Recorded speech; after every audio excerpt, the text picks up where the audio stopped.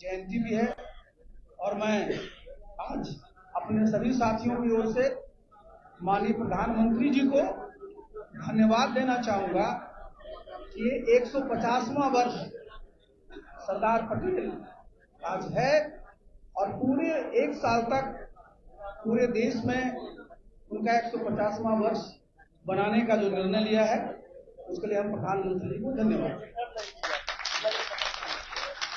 सरदार पटेल के बारे में हम चर्चा करेंगे, लेकिन आज पूरे देश में हर्षोल्लास के साथ जो दिवाली मनाई जा रही है, तो दिवाली के दिन सब लोग अपने आप को खुश रखना चाहते हैं, प्रसन्न रखना चाहते हैं और आज का दिवस जो होता है वो खुशहाली का दिन है। तो इस अवसर पर आज सब हम लोग जब दीप जलाएंगे तो दीप क्या होता है?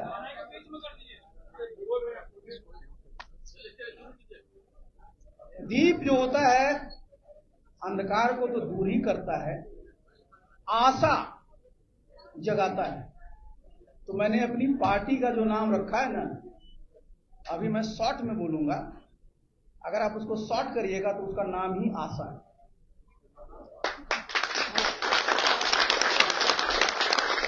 पार्टी का नाम आशा है और अगर पूरे नाम पर जाएंगे तो जितने लोग हैं हमारे यहाँ, जो बाहर हैं, पूरे देश में हैं, तो आशा का जो फुल फॉर्म है आप सबकी आवाज, हमारी पार्टी का। और अगर आप अंग्रेजी में लेंगे तो ASA, आशा। बहुत लोग कह सकते हैं कि आशा में स का अलग होता है, लेकिन हमारा तो बनेगा वो, तो हमारी पार्टी का नाम ही। आप कहेंगे कि आपकी पार्टी का झंडा क्या होगा, तो हमारी पार्टी का झंडा एक तो ये होगा आयताकार और 3 रंगों का होगा। सबसे ऊपर हरा रंग होगा, बीच में पीला रंग होगा और सबसे नीचे नीला होगा। ये हमारे पार्टी का झंडा होगा और बीच में जो पीला रंग है उसी में जब चुनाव आयोग हम लोगों को जब चिन्ह आवंटित कर देगा तो वो बीच में काले रंग में अंकित होगा। तो ये हो गया हमारे झंडे का पूरा जो समझिए जो रंग किस प्रकार का वो होगा। अब आप आइए कि ये पार्टी जो होगी, तो हमारी पार्टी का जो संविधान, वो पार्टी का संविधान और पार्टियों के संविधान से कैसे अलग हो, ये मैं 2-3 बातें इस पर बता देना चाहता हूं। देखिए, जितनी भी हमारे देश में पार्टियां होती हैं, सबसे पहले उनको भारतीय संविधान के प्रति शपथ लेनी होती है।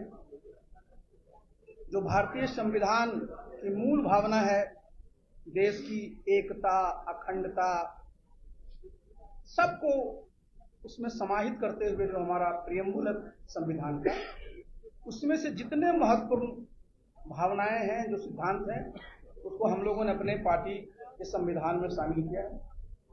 इसके अलावा आज आप देखते हैं कि जो जलवायु परिवर्तन का समय आप सब समझते हैं, तो हम लोगों ने जो अक्षय ऊर्जा है उसको भी बढ़ावा देने के लिए हम लोगों ने अपने पार्टी को उसमें रखा है।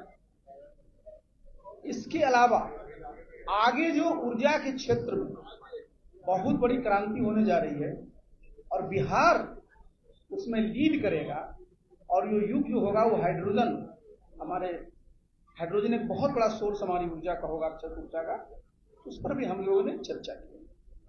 बिहार में आप जानते हैं कि हमारी सबसे जो अच्छी चीज है वो हमारे जितने तरह के जो हमारे रिसोर्सेज हैं, चाहे लैंड रिसोर्स हो, ह्यूमन रिसोर्स हो, वाटर रिसोर्स हो, बहुत अच्छा है। एक बात की चर्चा हमेशा लोग करते रहते हैं कि बिहार में सब कुछ है, लेकिन बिहार में खनिज संपदा नहीं है।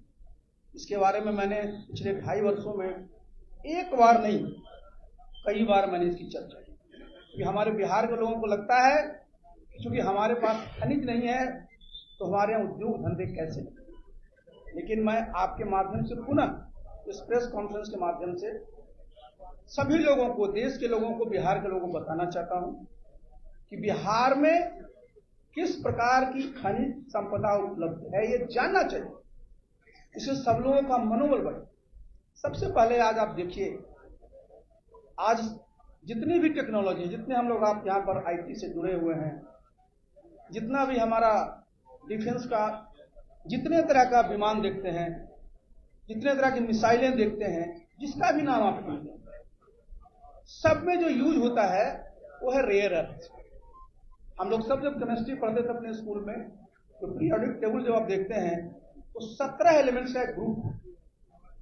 इसलिए मैं बोल रहा हूं कि आगे जो भविष्य है, अब कोई कोयला का भविष्य नहीं है, जिसको हम हाइड्रोकार्बन सोर्स ऑफ एनर्जी कहते हैं, कोई ये पेट्रोलियम का युग नहीं है।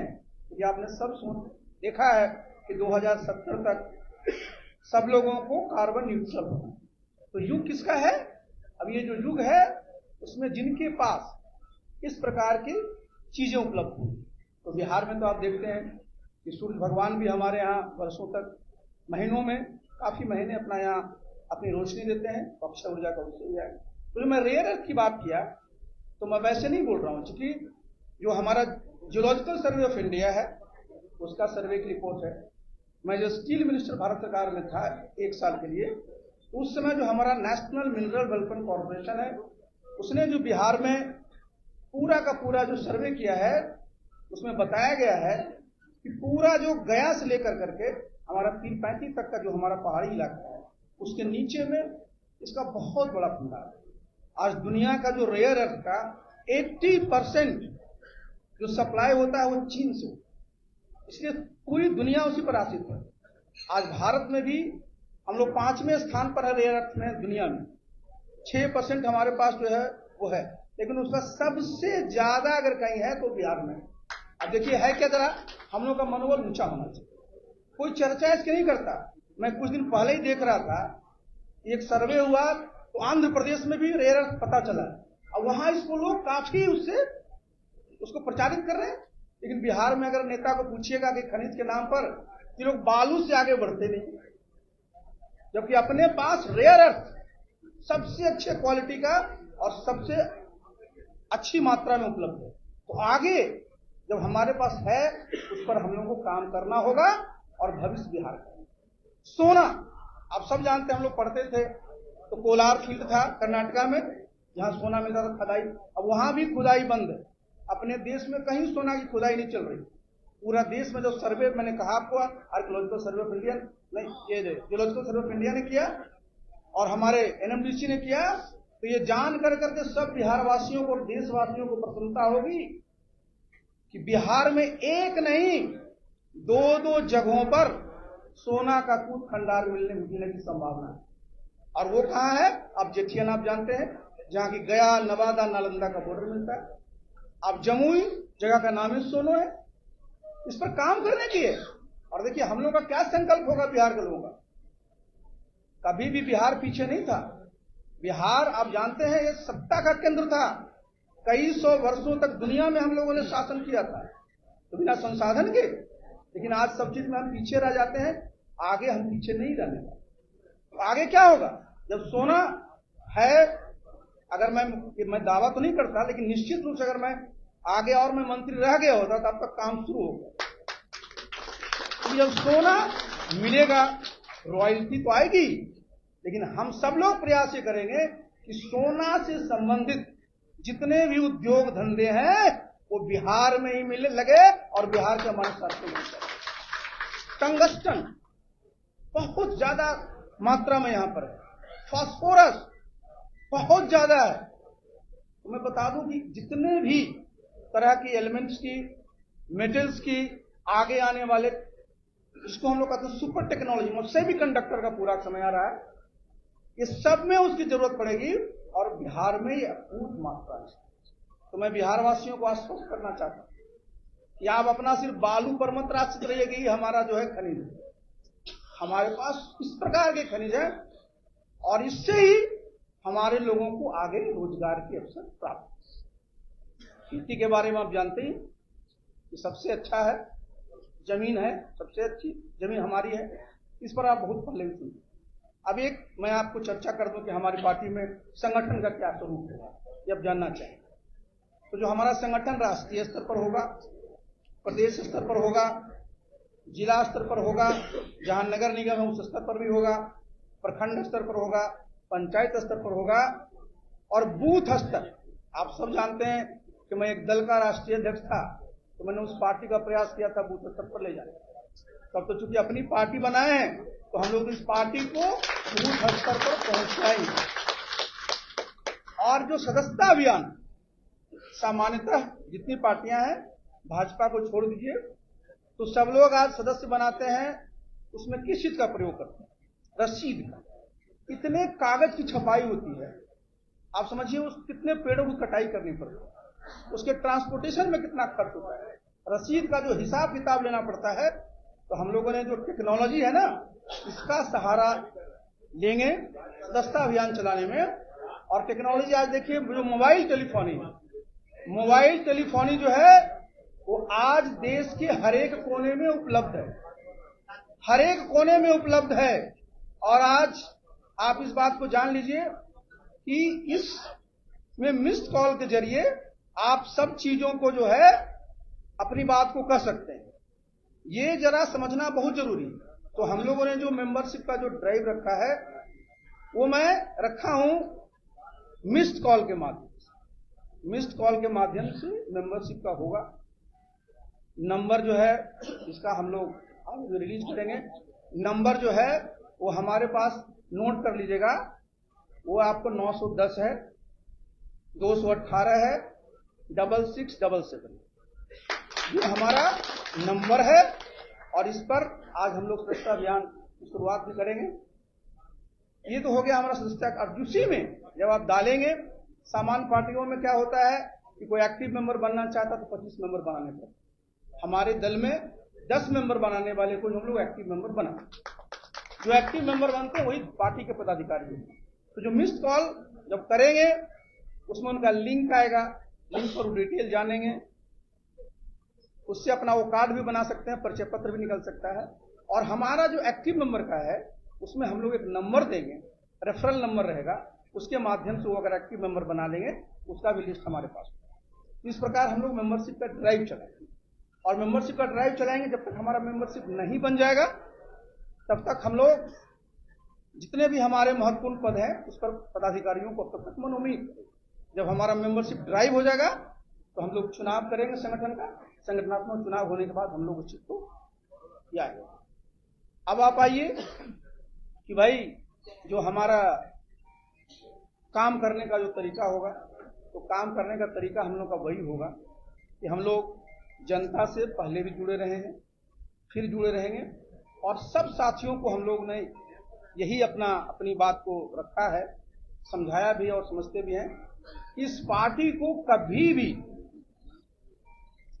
किसी भी कीमत पर मजबूत होने के लिए जितना भी आपको परिश्रम करना पड़े वो सब करिए। और आज मैं बता दूं कि अभी हम लोग का गठन नहीं हुआ, लेकिन मैं जब मीटिंग करते रहा था तो बिहार में आप जान रहे हैं 243 विधानसभा सीटें। आज की तारीख में हमारे पास 140 सदस्य हमारे पास हैं जिन्होंने अपनी इच्छा जताई है चुनाव लड़ने। तो जो 2025 का जो चुनाव होगा उसमें हमारे साथी जो मजबूती से लड़ना चाहते हैं वो चुनाव लड़े। तो हम लोगों ने जो ये दल का निर्माण किया है, इसलिए आखिर देखिए ये पूरा का पूरा पॉलिटिक्स क्या है, ये राजनीति है क्या, इसकी जितनी परिभाषा पढ़ लीजिए। लेकिन हम लोग जब पढ़ते आए उस जमाने से ही कि राजनीति सत्ता का संघर्ष, और सत्ता में अब क्यों आना चाहते, सत्ता में जब तक आप नहीं आए तो जो आपका विजन है, जो आप पूरा करना चाहते हैं उसको प्राप्त नहीं करें। तो जब आप सत्ता में आएंगे, जो भी आपने अपना लक्ष्य रखा, अब आप देखिए कितना खराब लगता है कि देश में प्रति व्यक्ति आय 1,82,000 करीब 2 लाख करोड़। बिहार में प्रति व्यक्ति आय 54,000 से 60,000 के बीच में। आप समझिए जरा इस बात को। एक समय था जब देश आजाद हुआ था, उसमें देख लीजिए कि हम लोग क्या स्थिति थी।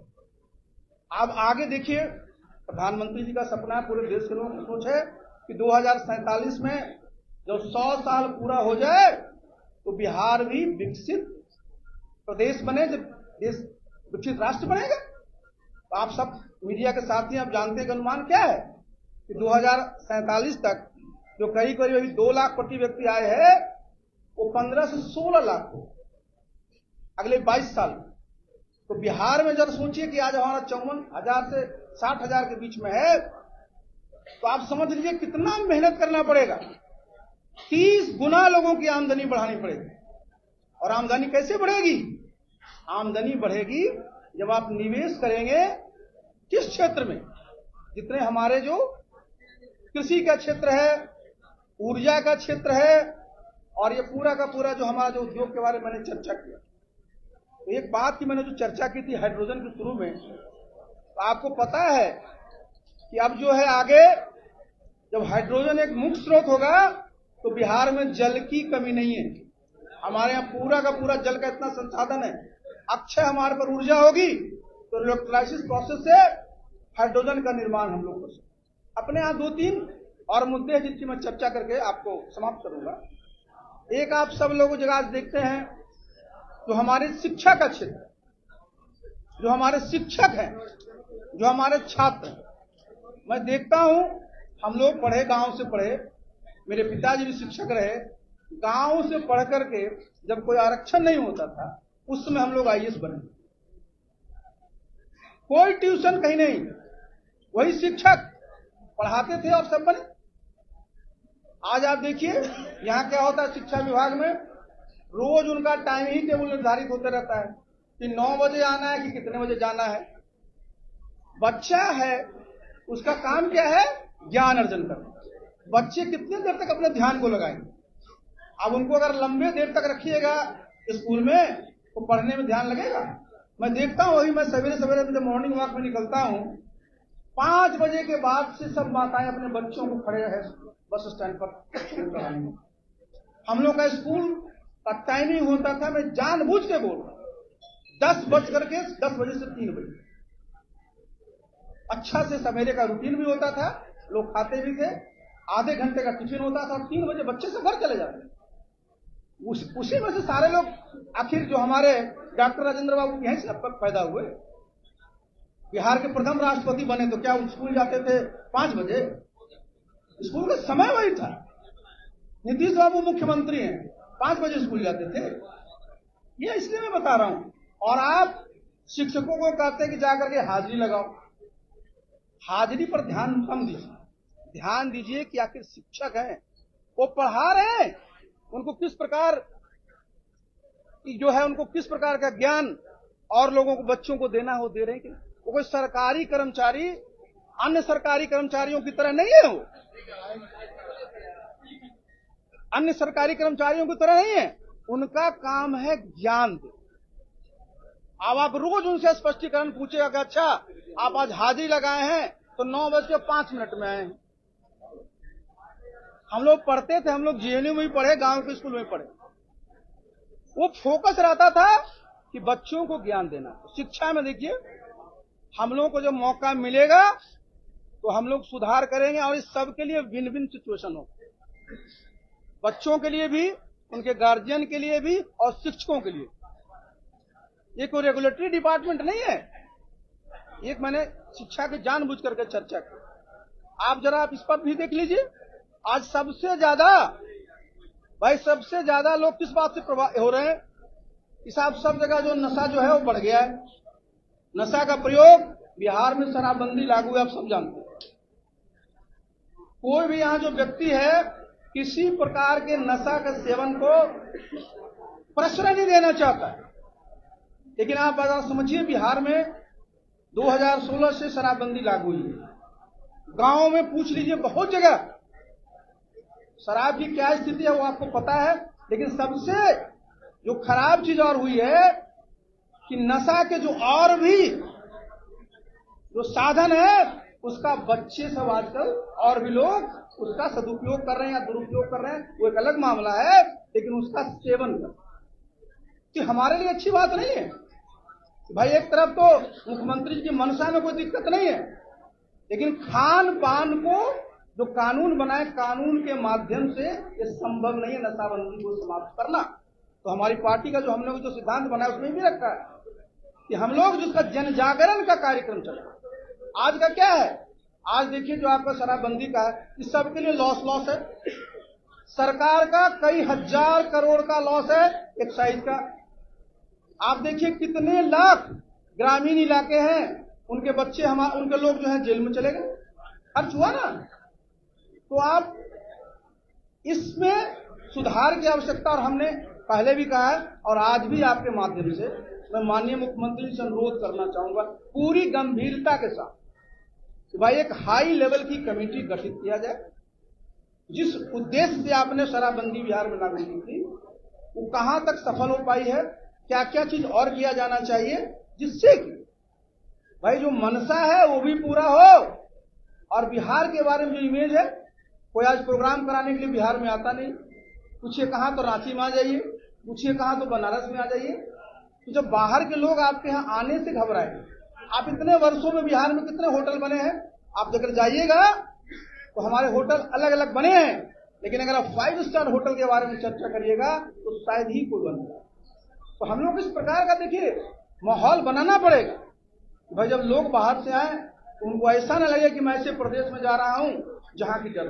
और एक बात को अंत में मैं और कहना चाहूंगा, इसको जरा सुनिएगा। अपने प्रदेश में, मैं तो उत्तर प्रदेश काडर में था आईएएस में, यहां जब मैं आया तो यहां जो एक नई चीज मुझे देखने को मौका मिला, और आज बिल्कुल सब जगह देखिए कि जो जनप्रतिनिधि है, भाई जनप्रतिनिधि जितने लोग हैं, क्या हो गया है यहां बिहार में, एफआईआर कर कुछ किया, पहला काम एफआईआर कर। आप जनप्रतिनिधि देखिए कितने हमारे मुखिया हैं, आप कहते हैं आपकी उम्र है आप मुखिया बन गए, कोई प्रशिक्षण नहीं होता है। गलती कोई और करे, जांच में आए तो क्या करना है, अरे वसूली करिए, कार्रवाई करिए, सबसे पहले एफआईआर। किसी और प्रदेश में नहीं है। यहां जो है पूरा का पूरा इसका एफआईआरीकरण हो गया है, जिसे जितने हमारे जनप्रतिनिधियों का जो एक खौफ सबके मन में। और आप चले जाइए, आप जितने भी हमारे ब्लॉक लेवल पर जाइए, आपको लेना है निवास प्रमाण पत्र, आपको लेना है जाति प्रमाण पत्र, आपको कराना है म्यूटेशन, आपको लेना है आर्थिक प्रमाण पत्र। क्या स्थिति है। तो हम लोग की सरकार जब बनेगी तो मैं इस बात को कहता हूं कि देखिए आज बिहार की जनता को ब्लॉक और अंचल के दरवाजे पर जाना पड़ता है, चक्कर लगाना पड़ता है। जब आप घर घर जातीय जनगणना करा के उनको बता सकते हैं, हर एक घर में वोटर आईडी कार्ड हो सकता है, तो फिर सरकार के जो हमारे कर्मचारी हैं वो क्यों नहीं हर एक साल के 31 मार्च तक प्रत्येक के लोगों को ये जो जितने तरह के सर्टिफिकेट हैं उनको घर पर पहुंचाना मैंडेटरी किया जाए। तो देखिएगा कि नीचे स्तर पर जिसकी आप चर्चा करते हैं भ्रष्टाचार का, वो अपने आप खत्म हो। और एक बात और साथियों, आप जानते हैं कि मैं जब संगठन चलाता हूं तो मैं प्रकोष्ठ पर बड़ा ध्यान देता हूं कि समाज के जितने, आप बिहार में भी जातीय जनगणना हुई, 215 जातीय गणना हुई। हालांकि अगर आप देखिएगा तो एक जगह बनिया लिखा हुआ है, उसमें 19 जातियां हैं। तो जो 19 जातियां उनके अलग से तो गणना नहीं आपने किया, बनिया में डाल दिया, फिर अलग साल समाज को डाल दिया। लेकिन मैं उसको ही लेकर चलिए तो आपको जरा जान करके आश्चर्य भी होगा, पीड़ा भी होगी कि सिर्फ अपने बिहार में 25 ऐसी जातियां हैं जिनकी आबादी 1% से ज्यादा है। बाकी 190 जो जातियां हैं उनकी आबादी 1% से कम है। 100 से भी 2 जाति की आबादी कम है। अगर आप देखिएगा 10,000 तो 75 ऐसी जातियां हैं जिनकी आबादी 10,000 से कम है। हम चर्चा क्यों कर रहे हैं इस बात में? क्योंकि जितने भी दल हैं अपने संगठन में स्थान देने में, टिकट देने में किनका ख्याल करते हैं? जिनको लगता है कि भाई इनकी, तो हम लोग इन्होंने निर्णय लिया है क्योंकि हमारी जो पार्टी होगी इसका एक होगा सर्वसमावेशी और सर्वस्पर्शी। तो हम अपना जो प्रकोष्ठ बनाएंगे इसकी संख्या 64 से 65, और इसमें इस तरह के जो हमारे आबादी के लोग हैं, जिनकी 5 लाख से कम आबादी है, जिनकी 10 लाख से कम आबादी है, जिनकी 1% से कम आबादी है, इनके लिए भी अच्छे अच्छे नाम जोड़ करके उनको भी हम लोग जोड़ेंगे, जिससे कि सब लोगों को लगे कि भाई ये पार्टी में सबका खेल। 1 मिनट देखिए, बिहार क्या है? बिहार जो है भाई गणतंत्र की जननी। हमारा पूरा का पूरा जो लिच्छवी का यहां है भाई, दुनिया में 2 ही गणतंत्र क्लेम किया जाता है, एक हमारा वैशाली का और दूसरा यूनान का। लेकिन ये सब जानते हैं कि जो हमारा गणतंत्र है वो सबसे पुराना है। तो जिस समय राजतंत्र की चर्चा होती थी, हमारे बिहार के लोग कितने प्रबुद्ध थे कि उस समय गणतंत्र लोगों ने स्थापित। सोच देखिए हमारे बिहार के लोगों। तो भाई हम लोग का यह प्रयास होना चाहिए कि आगे आने वाले समय में जो बिहार को लोग किस नजर से आज देखते हैं कि बिहार तो मजदूरों की मंडी हो गई, बाहर हमारे लोग को भटकना पड़ता है, जितने तरह का इंफ्रास्ट्रक्चर है, और प्रदेश में जाता है तो देखता है कि सर बहुत अच्छा बना। यहां किसी चीज की कमी नहीं है, कमी तो है एक किसी की तो विजन की है, एक सोच की। तो हम सब लोग मिलकर करके एक ऐसा बिहार बनाएंगे जो बिहार का सब लोग बोलेंगे गौरवशाली इतिहास। इतिहास तो था ही गौरवशाली। बताइए कौन सा ऐसा देश है जी, प्रदेश है, जहां एक नहीं 4 उस जमाने में विश्वविद्यालय रहे।